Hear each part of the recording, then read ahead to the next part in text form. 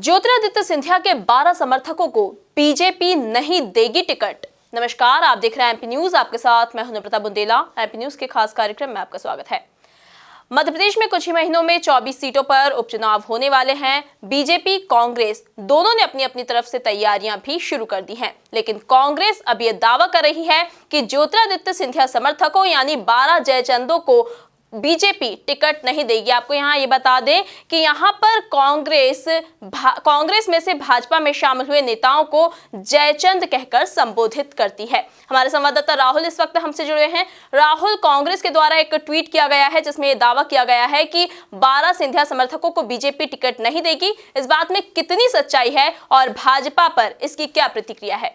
जी, निश्चित तौर पर नम्रता, जिस तरह की बात सामने आई है कि कांग्रेस ने या मध्य प्रदेश के कांग्रेस हैंडल ने एक ट्वीट किया है। ट्वीट में साफ तौर पर लिखा है कि भारतीय जनता पार्टी 12 जयचंदों को टिकट नहीं देगी, 10 को चुनाव हराएगी और ऐसे ही श्री अंत का यूं कहे कि ब्लैकमेलिंग से बीजेपी आज़ाद हो जाएगी। यानी साफ तौर पर केंद्र में ज्योतिरादित्य सिंधिया है, निशाना भारतीय जनता पार्टी है और उसका जो उद्देश्य है वो है चुनाव जीतना। निश्चित तौर पर जिस प्रकार का एक यूं कहे कि कांग्रेस सोची समझी रणनीति के तहत ज्योतिरादित्य सिंधिया को बार बार निशाने पर ले रही है, उनका सीधा साफ तौर पर एक ही लक्ष्य है कि कैसे उपचुनाव जीता जाए। इसमें तरह तरह के ट्वीट और तरह तरह की जो कहानियां, तरह तरह के जो समीकरण हैं, यूं कहें कि बयान कहें या बाकी तमाम सारी चीज़ें, ये सब सामने आएगी। शायद मुझे लगता है कि एक रणनीति का हिस्सा है और साफ तौर पर मैं बताना चाहूँगा जिस प्रकार का ये ट्वीट है, ये साफ तौर पर दिखाता है कि किस प्रकार से ज्योतिरादित्य सिंधिया को कांग्रेस अटैक कर रही है और लगातार उन पर ही निशाना साध रही है।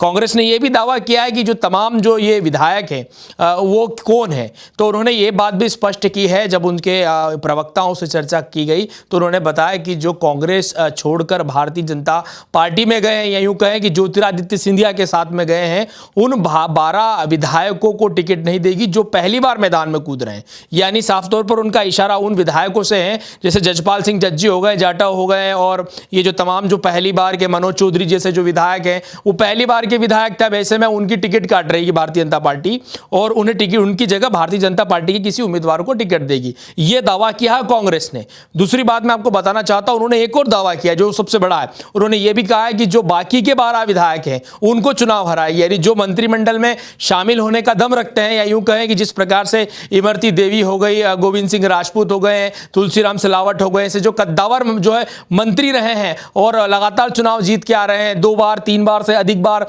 विधायक भी बने, ऐसे यूं कहें कि विधायकों को भारतीय जनता चुनाव हराएगी। इसके पीछे तर्क दिया कांग्रेस ने कि यदि हार जाएंगे तो न रहेगी विधायकी और न उन्हें शामिल करना पड़ेगा मंत्रिमंडल में। तो साफ तौर पर यह निशाना है। लेकिन मैं आपको स्पष्ट कर देना चाहता हूं कि जिस प्रकार से शिवराज सिंह चौहान ने, जो कि वर्तमान मुख्यमंत्री है, उन्होंने भी मीडिया से चर्चा के दौरान रूबरू होते हुए कहा है कि 22 के 22 सिंधिया समर्थकों को टिकट दी जाएगी। और एक बात बताना चाहता हूं कि वीडी शर्मा जो कि बीजेपी के प्रदेश अध्यक्ष है, उन्होंने भी प्रेस कॉन्फ्रेंस के दौरान इस बात का खुलासा किया था कि 22 के 22 विधायकों को टिकट दी जाएगी। बहरहाल इसमें कितनी सच्चाई है ये तो आने वाले कल में मालूम पड़ेगा, लेकिन एक बात तो स्पष्ट है कि इस तरह का एक पूरा माहौल क्रिएट करना चाहती कांग्रेस ताकि उनके समर्थकों में या उनके समर्थकों के जो सपोर्टर है उनमें कहीं ना कहीं भय, आक्रोश हो भारतीय जनता पार्टी के लिए। मुझे लगता है कि इस तरह की रणनीति होगी इसके पीछे। शायद यही कारण है कि लगातार ट्विटर वॉर चल रहा है।